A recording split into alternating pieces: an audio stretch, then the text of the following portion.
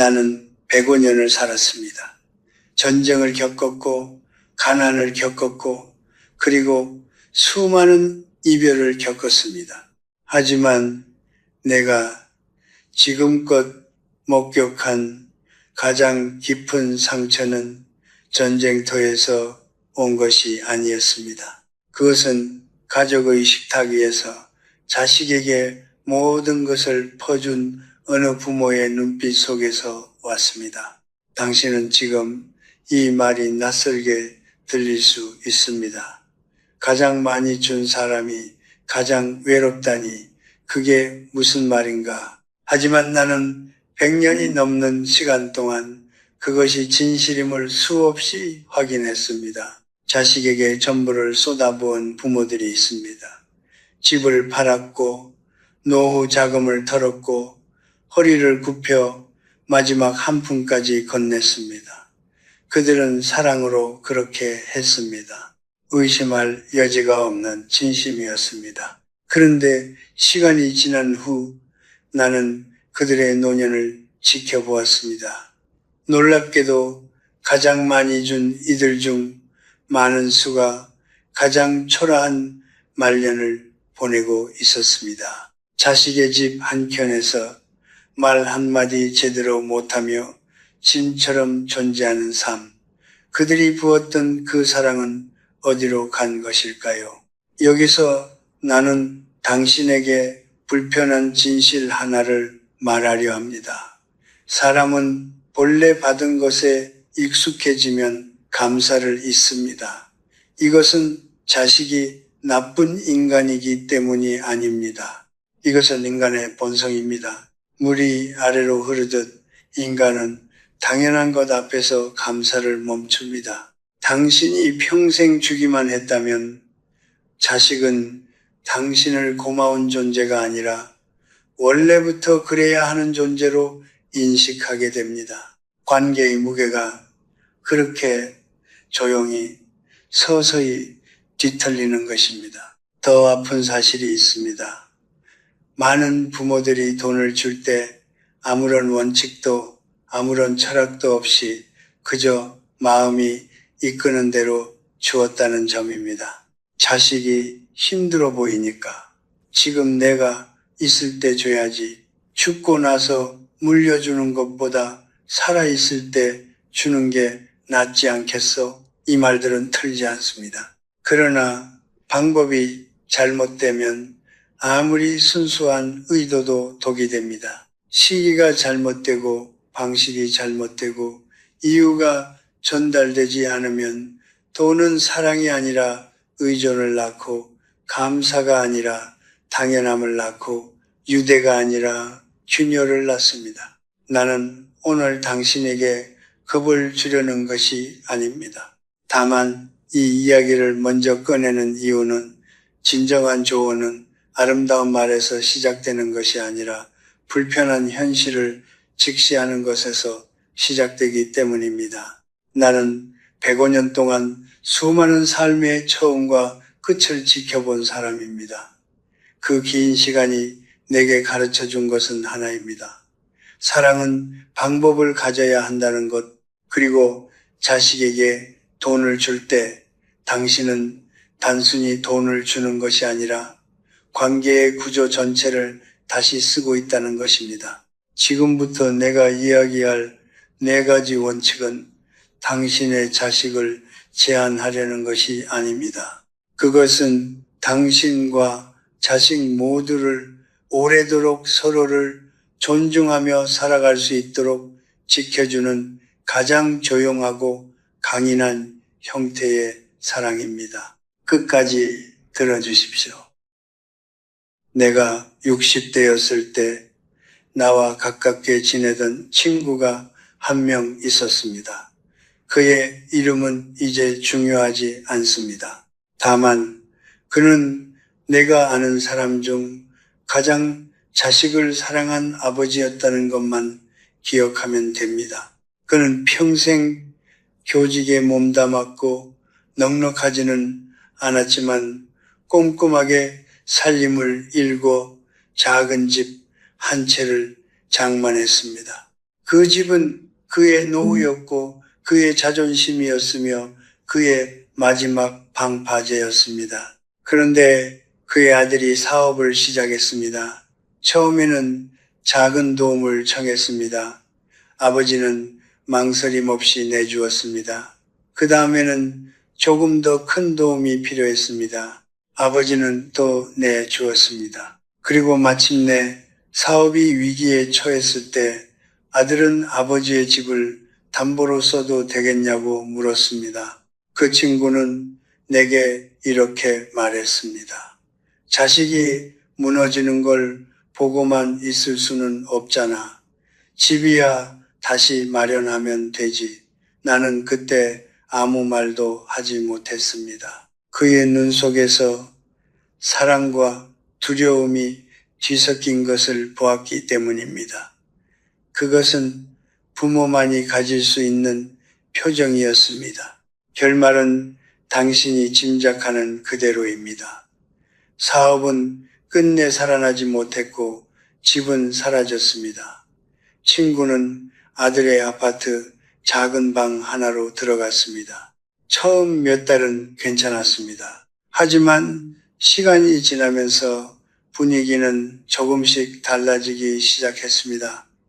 며느리의 말투가 달라졌고 아들의 눈빛이 달라졌습니다. 노골적인 냉대는 아니었습니다. 다만 그가 그 집에서 차지하는 자리가 점점 작아지는 것이 느껴졌습니다.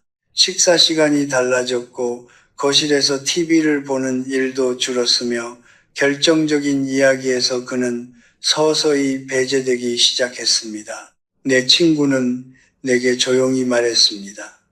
내 아들이 나를 싫어하는 건 아니야. 그냥 불편해하는 것 같아. 나는 그 말이 오래도록 마음에 남았습니다.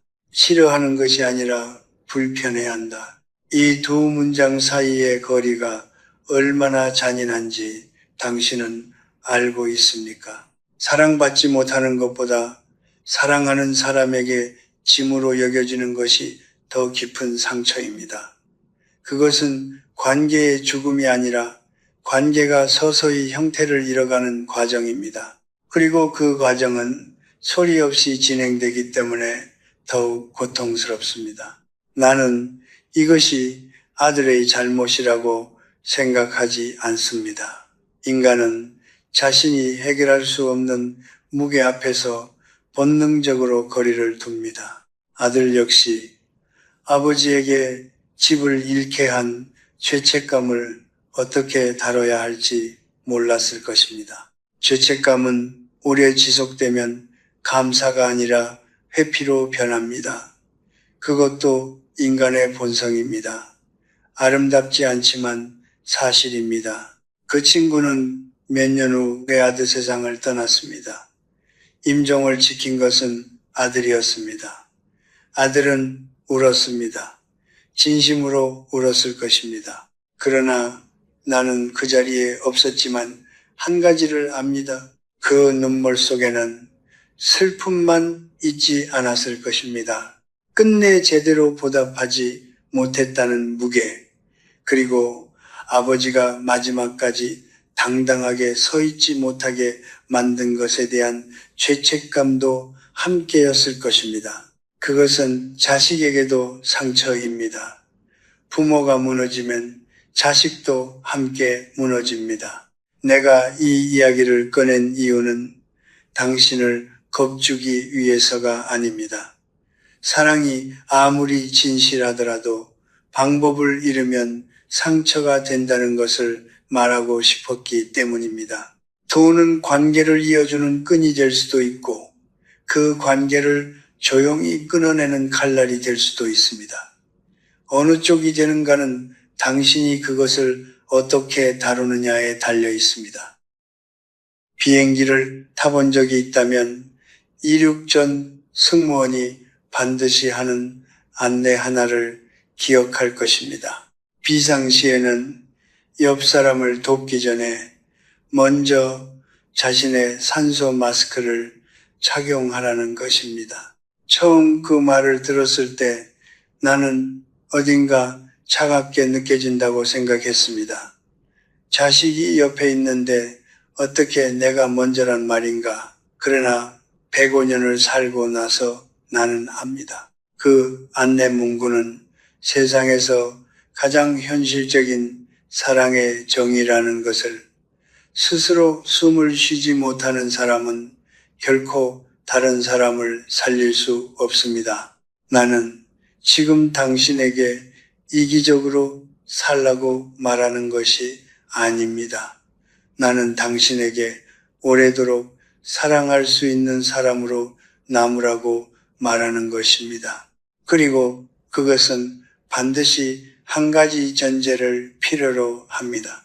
당신이 스스로 설 수 있어야 한다는 것. 경제적으로, 신체적으로, 그리고 정신적으로 자신의 무게를 스스로 감당할 수 있어야 한다는 것. 그것이 무너지는 순간 당신은 사랑을 주는 존재에서 돌봄을 받아야 하는 존재로 바뀝니다. 그리고 인간관계에서 그 전환은 생각보다 훨씬 빠르게, 훨씬 조용하게 일어납니다. 내가 살아온 시대에는 부모가 자식을 위해 모든 것을 희생하는 것이 미덕으로 여겨졌습니다. 자신의 것을 아끼면 욕심쟁이 소리를 들었고, 노후를 위해 저축한다고 하면 자식보다 돈을 더 아낀다는 눈총을 받았습니다. 그러나 나는 그 시대를 살면서 그렇게 모든 것을 바친 부모들의 말년을 직접 보았습니다. 그들 중 행복한 노년을 보낸 사람이 얼마나 되는지를, 희생은 아름다웠습니다. 그러나 결과는 아름답지 않은 경우가 너무나 많았습니다. 자식에게 돈을 주기 전에 당신이 반드시 먼저 물어야 할 질문이 있습니다. 나는 지금 내 노후를 스스로 감당할 수 있는 기반이 마련되어 있는가? 이것은 냉정한 질문이 아닙니다. 이것은 당신이 10년 후, 20년 후에도 자식에게 존중받는 부모로 남을 수 있는지를 묻는 질문입니다. 경제적으로 독립된 부모와 경제적으로 의존하는 부모, 자식이 두 부모를 대하는 태도는 다릅니다. 이것은 자식의 인성 문제가 아닙니다. 이것은 인간의 심리가 작동하는 방식입니다. 무거운 짐 앞에서 인간은 본능적으로 피로를 느낍니다. 아무리 사랑하는 사람이라도 예외는 없습니다. 내 주변에는 두 종류의 노인이 있었습니다. 한 부류는 자식을 위해 아낌없이 다 주고 빈손으로 늙어간 사람들이었고, 또 한 부류는 자식에게도 주되 자신의 울타리만큼은 끝까지 지킨 사람들이었습니다. 전자는 자식의 집에서 눈치를 받고 후자는 자신의 집에서 자식을 맞았습니다. 전자는 부탁을 해야 움직일 수 있었고 후자는 스스로 결정하며 살았습니다. 어느 쪽이 더 자식에게 존경을 받았는지는 굳이 말하지 않아도 알 것입니다. 돈은 단순한 숫자가 아닙니다. 노년의 돈은 자유이고 선택이며 품위입니다. 돈이 있으면 아프다고 말할 수 있고 힘들다고 말할 수 있습니다. 돈이 없으면 아파도 참아야 하고 힘들어도 숨겨야 합니다. 자식에게 짐이 될까봐. 이 차이가 얼마나 큰 차이인지 아직 건강하고 아직 무언가를 줄 수 있는 지금은 실감하기 어려울 것입니다. 그러나 나는 그 차이를 이미 알고 있는 사람으로서 말합니다. 당신의 노후 자금은 이기심이 아닙니다. 그것은 당신이 끝까지 당당하게 살기 위한 최소한의 방패입니다. 한 가지만 더 말하겠습니다. 스스로를 지키는 부모는 자식에게도 선물입니다. 자식은 부모가 무너지는 것을 보면서 자랍니다. 부모가 자신을 희생하는 모습을 보며 자란 자식은 무의식 중에 죄책감을 품고 살아갑니다. 그 죄책감이 쌓이면 관계는 오히려 멀어집니다. 반면 부모가 자신의 삶을 당당하게 꾸려가는 모습을 보며 자란 자식은 부모를 의무가 아닌 존경의 대상으로 기억합니다. 당신이 스스로를 지키는 것은 결국 자식에게 줄 수 있는 가장 조용하고 강인한 형태의 유산입니다. 나는 젊은 시절 농사를 짓는 노인을 한 명 알았습니다. 그는 씨앗을 뿌릴 때 절대로 한 번에 전부를 땅에 넣지 않았습니다. 조금씩 때를 나누어 흙의 상태를 보아가며 심었습니다. 어느 날 내가 그에게 물었습니다. 왜 한꺼번에 다 심지 않습니까? 그는 잠시 나를 바라보다가 말했습니다. 한꺼번에 다 주면 땅이 받아들이지 못하네. 넘치는 것은 썩어버리지. 나는 그때 그 말을 농사 이야기로만 들었습니다. 그러나 수십 년이 지나고 나서야 깨달았습니다. 그것은 자식에게 무언가를 줄 때도 똑같이 적용되는 진리라는 것을. 인간의 뇌는 한 번에 너무 많은 것을 받으면 그 가치를 제대로 기록하지 못합니다. 이것은 감정의 문제가 아니라 인간이 타고난 심리적 구조의 문제입니다. 작은 것을 받았을 때 사람은 그것을 소중히 다룹니다. 어디에 쓸지 생각하고 아껴 쓰며 그것을 준 사람을 기억합니다. 그러나 한꺼번에 큰 것을 받으면 인간은 그 무게를 당연하게 받아들이기 시작합니다. 특별함이 사라지고 감사가 옅어지며 그것을 준 사람의 희생이 풍경처럼 배경으로 물러납니다. 당신이 평생 모은 것을 한 번에 건네는 순간 당신은 자신도 모르게 그것을 당연한 것으로 만들어버리는 것입니다. 나는 이것을 뼈저리게 확인한 사례를 여럿 보았습니다. 재산을 일찍 물려준 부모들의 이야기입니다. 어떤 아버지는 사업을 은퇴하면서 전 재산을 두 아들에게 나누어 주었습니다. 그는 그것이 아들들에게 새로운 시작을 선물하는 것이라 믿었습니다. 그런데 5년이 지나지 않아 재산은 절반 이하로 줄었고 두 아들 사이에는 더 받지 못했다는 불만이 쌓이기 시작했습니다. 아버지는 그 다툼의 한가운데 서서 중재자가 되어야 했습니다. 베풀었던 사람이 오히려 갈등의 원인이 된 것입니다. 그는 내게 말했습니다.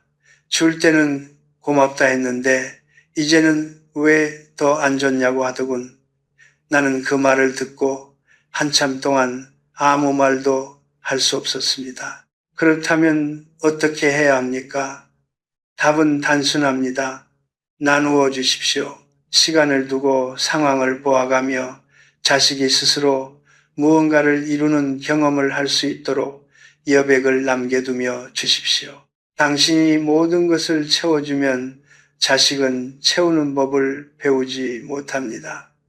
비워진 공간이 있어야 인간은 스스로 채우려는 의지를 갖게 됩니다. 그 의지가 쌓이면 자존감이 되고 그 자존감이 결국 자식이 살아갈 힘이 됩니다.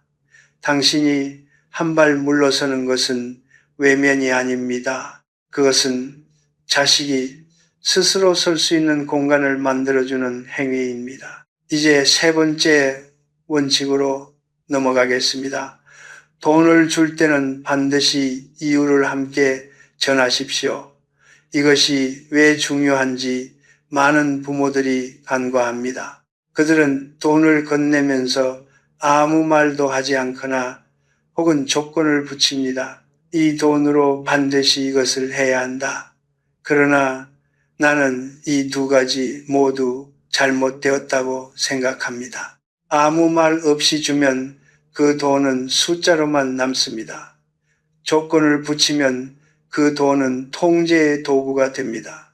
진짜로 필요한 것은 그 사이 어딘가에 있습니다. 조건 없이 주되 그것이 왜 의미 있는지를 말로 전하는 것입니다. 이 돈은 네가 힘들 때 아버지가 옆에 있다는 뜻이다.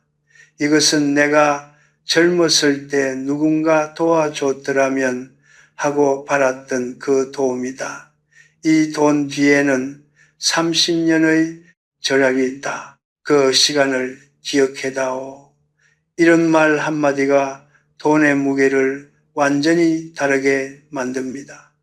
단순한 이체가 아니라 한 인간의 삶이 담긴 전달이 됩니다. 그 순간 자식은 돈을 받는 것이 아니라 부모의 삶을 받는 것입니다.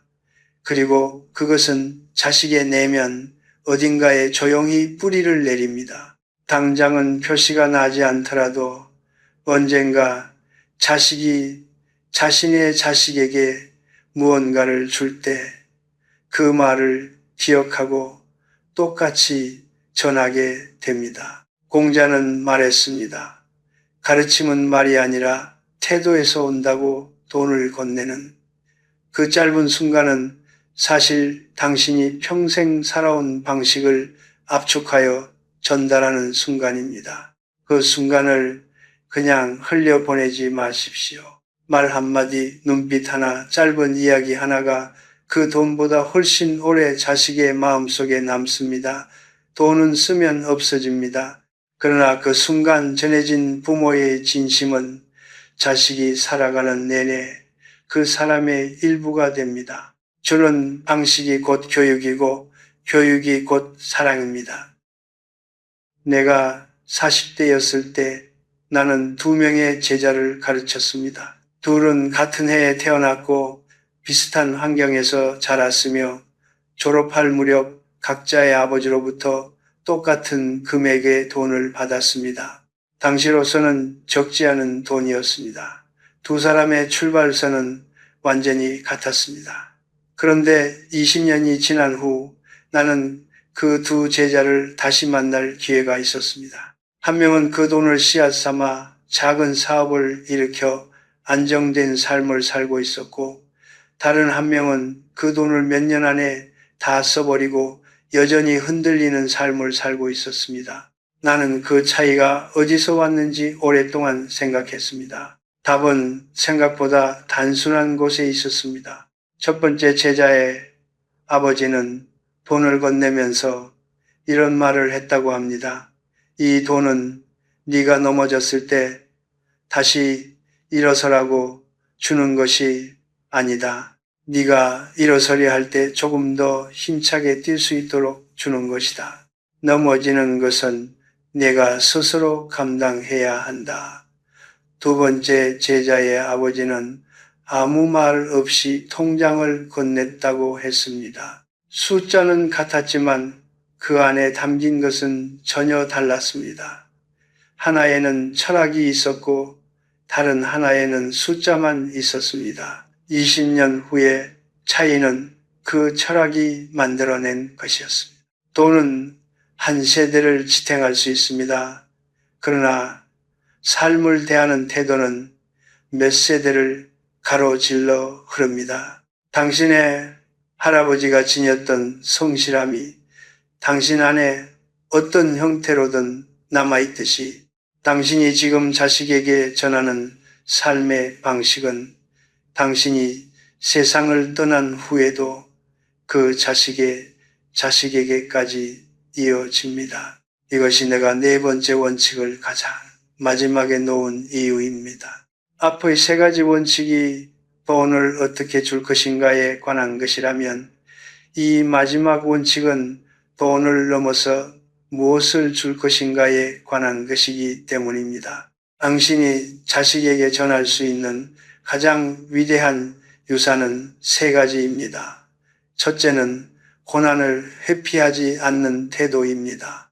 나는 105년을 살면서 단 한 번도 고난 없이 성장한 사람을 본 적이 없습니다. 역경을 피하게 해주는 것은 자식을 보호하는 것이 아니라 자식을 약하게 만드는 것입니다.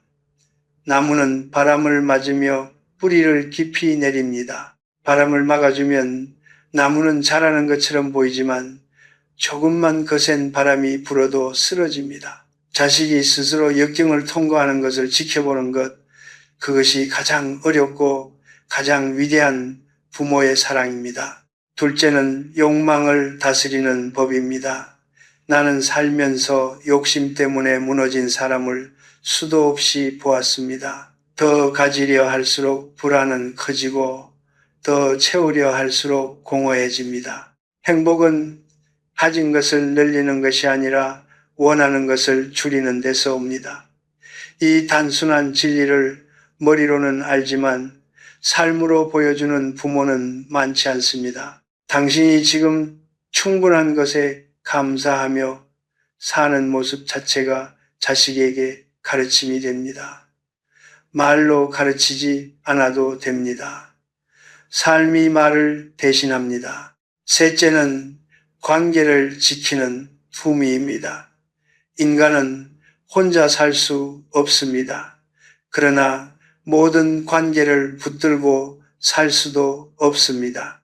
어떤 관계를 깊이 가꾸고 어떤 관계에서 조용히 물러서야 하는지를 아는 것. 상처를 받았을 때 분노로 갚지 않고 침묵과 거리로 스스로를 지키는 것. 자신을 낮추지 않으면서도 상대를 함부로 대하지 않는 것. 이 품위는 돈으로 살 수 없고 학교에서 배울 수 없습니다. 오직 부모의 삶을 가까이서 지켜보며 배우는 것입니다. 당신이 매일 살아가는 방식이 가장 긴 시간 동안 이루어지는 가장 강력한 수업입니다. 나는 가끔 이런 상상을 합니다. 내가 세상을 떠난 후 자식이 나를 떠올릴 때 무엇을 기억할까? 내가 남긴 재산을 기억할까? 아니면 내가 살아간 방식을 기억할까? 나는 후자이기를 바랍니다. 돈은 기억되지 않습니다. 그러나 아버지가 힘든 새벽에도 책상 앞에 앉아있던 모습, 어머니가 불평 없이 오늘 하루를 성실하게 살아내던 모습, 그것은 자식의 뼛속에 새겨집니다. 그리고 그 자식이 자신의 자식에게 같은 것을 전합니다. 이것이 진정한 상속입니다. 봉투 안에 담을 수 없는 그러나 어떤 재산보다 오래 남는 유산, 돈을 건네는 그 순간 당신은 선택을 해야 합니다. 그냥 건넬 것인가 아니면 당신의 삶을 함께 건넬 것인가, 그 선택이 자식의 미래를 가릅니다. 인생을 오래 살다 보면 한 가지 이상한 패턴을 발견하게 됩니다. 우리를 가장 깊이 상처 입히는 것은 낯선 사람이 아니라는 것입니다. 원수도 아니고 경쟁자도 아닙니다. 가장 깊은 상처는 언제나 가장 가까운 사람에게서 옵니다. 자식에게서, 배우자에게서, 오랫동안 곁을 지킨 친구에게서. 나는 105년을 살면서 이 패턴이 단 한 번도 예외 없이 반복되는 것을 보았습니다. 그리고 오랜 시간 끝에 나는 그 이유를 이해하게 되었습니다. 그것은 배신이 아니었습니다. 그것은 인간인 이상 피할 수 없는 구조였습니다. 우리가 누군가를 깊이 사랑할수록 우리는 그 사람에게 기대를 갖게 됩니다. 의식적이든 무의식적이든 사랑은 반드시 기대를 동반합니다. 내가 이만큼 주었으니 상대도 이만큼 돌아봐 줄 것이라는 기대. 내가 이렇게 희생했으니 상대는 그것을 알아줄 것이라는 기대. 부모와 자식 사이에서 이 기대는 특히 뿌리가 깊습니다. 부모는 자식을 위해 모든 것을 쏟아부으면서 그 대가를 명시적으로 요구하지는 않습니다. 그러나 마음속 어딘가에는 반드시 하나의 장부가 존재합니다. 내가 준 것들이 기록된 장부. 그리고 그 장부의 잔액이 돌아오지 않을 때 상처는 시작됩니다. 문제는 자식이 그 장부의 존재를 모른다는 것입니다. 부모는 평생 써온 그 장부를 자식은 한 번도 본 적이 없습니다. 부모의 희생이 쌓여갈 때 자식은 그것을 사랑으로 받아들이기도 하지만 많은 경우 그것을 당연한 풍경으로 받아들입니다. 왜냐하면 그것이 자식이 태어나면서부터 존재한 세계의 기본값이기 때문입니다. 자식에게 부모의 희생은 갑자기 생긴 것이 아니라 처음부터 있었던 것입니다. 처음부터 있었던 것에 감사하기란 공기에 감사하는 것만큼이나 어려운 일입니다. 이것은 자식의 잘못이 아닙니다. 이것은 인간이 세상을 인식하는 방식의 한계입니다. 그렇다면 부모는 어떻게 해야 합니까? 나는 이 질문에 오랫동안 머물렀습니다. 그리고 결론은 하나였습니다. 장부를 내려놓아야 합니다. 돌려받을 것을 기대하며 주는 것을 멈추어야 합니다. 이것은 냉소가 아닙니다. 오히려 반대입니다. 기대 없이 주는 것만이 진정으로 자유로운 사랑입니다. 기대가 있는 사랑은 언제나 상처의 씨앗을 품고 있습니다. 돌아오지 않는 순간 그것은 원망이 되고 원망이 쌓이면 관계는 조용히 무너집니다. 기대 없이 줄 수 없다면 차라리 주지 않는 것이 더 솔직한 사랑일 수 있습니다. 나는 인간이 본질적으로 이기적인 존재라는 것을 부정하지 않습니다. 인간은 자신의 이익과 생존을 중심으로 움직입니다. 이것은 도덕적 판단의 문제가 아니라 수만 년 동안 살아남기 위해 진화해온 본능입니다. 자식도 예외가 아닙니다. 자식은 부모를 사랑하지만 동시에 자신의 삶을 살아야 합니다. 자신의 가정을 지켜야 하고 자신의 자식을 키워야 하며 자신의 노후를 준비해야 합니다. 부모에게 쏟을 수 있는 에너지는 그 나머지에서 나옵니다.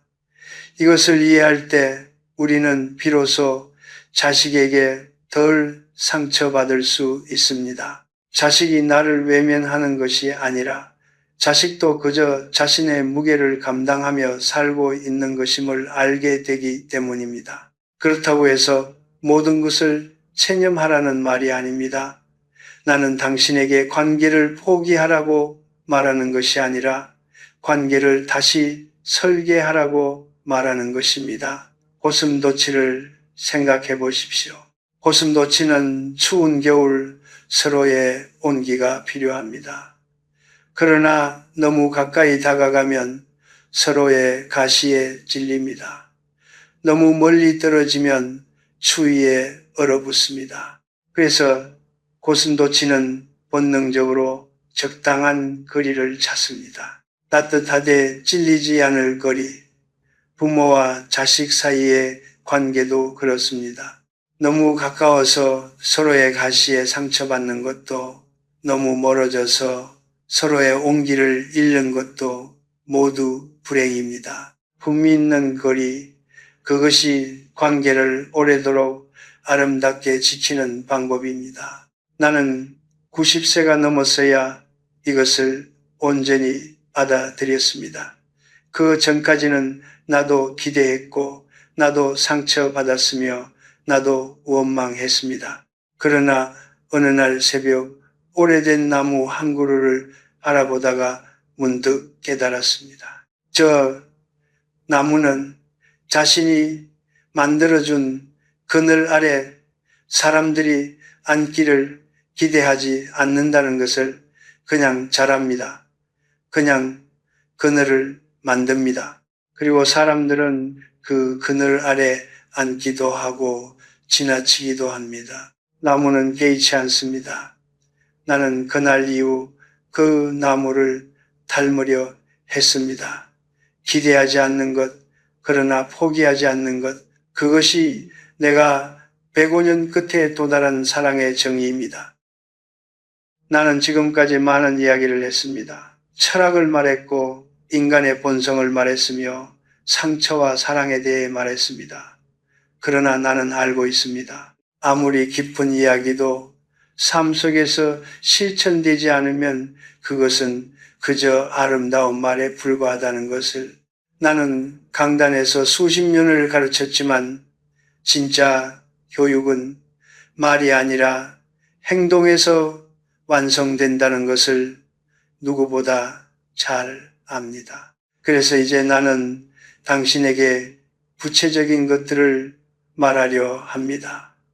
오늘부터 지금 이 자리에서 당신이 실제로 할 수 있는 것들을 첫 번째로 당신이 해야 할 일은 자신의 재정 상태를 냉정하게 들여다보는 것입니다. 감정을 내려놓고 숫자만 보십시오. 지금 내가 가진 것으로 앞으로 10년, 20년을 스스로 감당할 수 있는가? 병이 들었을 때, 혼자가 되었을 때, 더 이상 일을 할 수 없게 되었을 때 나는 자식에게 손을 내밀지 않아도 되는가? 이 질문에 자신 있게 그렇다고 답할 수 없다면 자식에게 무언가를 주기 전에 먼저 그 기반을 다지는 것이 우선입니다. 이것은 인색함이 아닙니다. 이것은 자식에게 줄 수 있는 가장 실질적인 선물, 즉 부모 스스로가 짐이 되지 않겠다는 약속입니다. 두 번째로 당신이 해야 할 일은 자식에게 줄 돈의 규모와 시기를 미리 계획하는 것입니다. 감정이 흔들릴 때 결정하지 마십시오. 자식이 힘들어 보인다는 이유만으로 혹은 명절 분위기에 취해서 혹은 주변 부모들이 다 준다고 해서 결정하지 마십시오. 계획 없이 주는 돈은 관계를 설계하는 것이 아니라 감정에 끌려다니는 것입니다. 전체 금액의 얼마를 언제 어떤 상황에서 어떤 방식으로 줄 것인지를 미리 생각해 두십시오. 그리고 그 계획은 반드시 당신의 노후 자금이 충분히 확보된 이유를 기준으로 세워야 합니다. 계획된 사랑이 즉흥적인 사랑보다 오래갑니다. 세 번째로 당신이 해야 할 일은 돈을 줄 때 반드시 말을 함께 건네는 연습을 하는 것입니다. 많은 부모들이 말하는 것을 어색해 합니다. 한국의 부모 세대는 특히 그렇습니다. 표현하지 않는 것이 미덕인 시대를 살아왔기 때문입니다. 그러나 나는 말합니다. 이제는 달라져야 합니다. 당신의 침묵은 자식에게 무관심으로 읽힐 수 있습니다. 돈을 건네면서 짧게라도 말하십시오. 거창한 연설이 필요하지 않습니다. 이 돈이 내 삶의 작은 디딤돌이 되었으면 한다. 이 한마디로 충분합니다. 그 한마디가 숫자를 의미로 바꿉니다. 네 번째로 당신이 해야 할 일은 자식의 성취를 빼앗지 않는 것입니다. 부모는 자식이 힘들어하는 것을 보면 본능적으로 해결해주고 싶어집니다. 그것이 사랑이기 때문입니다. 그러나 모든 문제를 해결해주는 부모는 결과적으로 자식에게서 성장의 기회를 빼앗는 것입니다. 자식이 스스로 해결책을 찾아 나설 때, 그 과정에서 실패하고 다시 일어설 때, 자식은 그 경험을 통해 자신을 믿는 법을 배웁니다. 그 자기 신뢰가 결국 자식이 살아가는 힘의 근원이 됩니다. 때로는 지켜보는 것이 달려가는 것보다 더 용기 있는 사랑입니다. 다섯 번째로 당신이 해야 할 일은 자신의 이야기를 자식에게 전하는 것입니다. 당신이 젊었을 때 어떤 실패를 겪었는지, 어떤 순간에 포기하고 싶었는지, 어떻게 다시 일어섰는지, 그 이야기들이 당신에게는 부끄러운 과거일 수 있습니다. 그러나 자식에게는 그것이 살아있는 교과서입니다. 완벽한 부모의 이야기보다 상처받고 다시 일어선 인간의 이야기가 훨씬 더 깊은 울림을 줍니다. 당신의 약함을 나누는 것을 두려워하지 마십시오. 그 약함이 오히려 자식과 당신 사이의 거리를 좁히고 자식이 자신의 약함을 부끄러워하지 않게 만들어줍니다. 마지막으로 그리고 가장 중요하게 당신 자신의 삶을 계속 살아가십시오. 자식이 결혼했다고, 손자가 생겼다고, 자식이 바빠졌다고 해서 당신의 삶을 멈추지 마십시오. 당신에게는 여전히 배우고 싶은 것이 있어야 하고, 걷고 싶은 길이 있어야 하며, 만나고 싶은 사람이 있어야 합니다. 자식을 위해 존재하는 부모가 아니라 자신의 삶을 살아가는 한 인간으로서의 부모, 그 모습이 자식에게는 가장 든든한 안심이 됩니다. 부모가 잘 살고 있다는 것을 아는 자식은 자신의 삶에도 더 당당하게 뛰어들 수 있습니다. 당신이 활짝 핀 꽃으로 남아있을 때 자식은 그 곁에서 자신도 피어날 수 있음을 믿게 됩니다. 이 6가지가 내가 105년의 끝에서 당신에게 건네는 생존의 목록입니다. 거창하지 않습니다.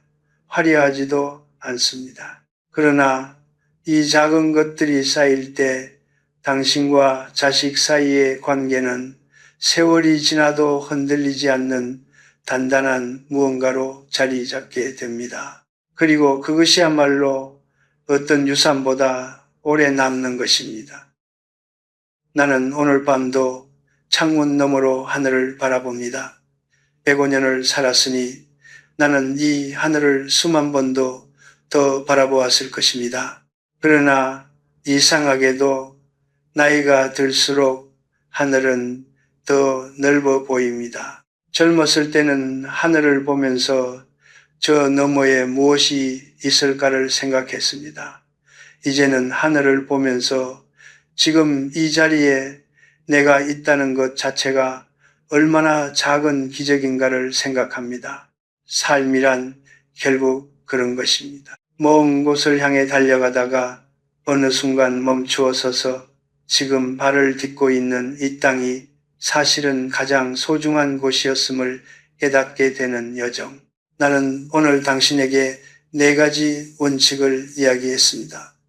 노후 자금을 먼저 지키는 것, 나누어 주는 것, 이유를 함께 전하는 것, 그리고 삶의 철학을 함께 건네는 것. 그러나 이 4가지를 관통하는 단 하나의 본질이 있다면 그것은 이것입니다. 당신이 끝까지 당신 자신으로 살아야 한다는 것. 자식을 위해 자신을 지우는 것이 사랑이 아니라 자신을 온전히 살아냄으로써 자식에게 삶의 모델이 되는 것이 진짜 사랑이라는 것. 이것이 내가 105년 동안 수많은 삶의 처음과 끝을 지켜보며 도달한 가장 단순하고 가장 깊은 결론입니다. 나는 이 세상에서 가장 아름다운 노년의 모습을 기억합니다. 그것은 화려한 집에서 자식들에게 둘러싸여 있는 모습이 아니었습니다. 그것은 작은 방에서 오래된 책 한 권을 무릎 위에 올려놓고 창밖으로 들어오는 오후의 햇살을 조용히 받으며 앉아있는 한 노인의 모습이었습니다.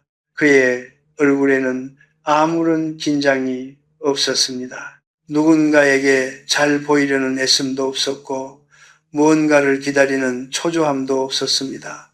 그냥 지금 이 순간 자신의 자리에서 평화로운 사람, 나는 그 모습이 인간이 도달할 수 있는 가장 품위 있는 경지라고 생각했습니다. 당신도 그 자리에 갈 수 있습니다. 그것은 특별한 사람에게만 허락된 경지가 아닙니다.